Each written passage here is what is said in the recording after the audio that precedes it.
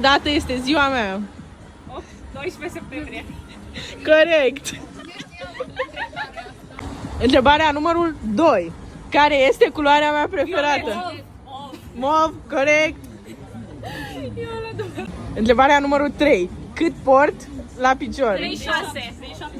36.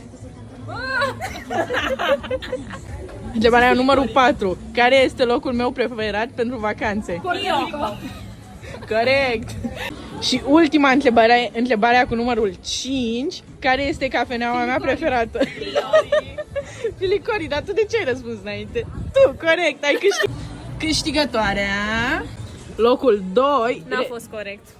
și locul 3, promoție de 20%.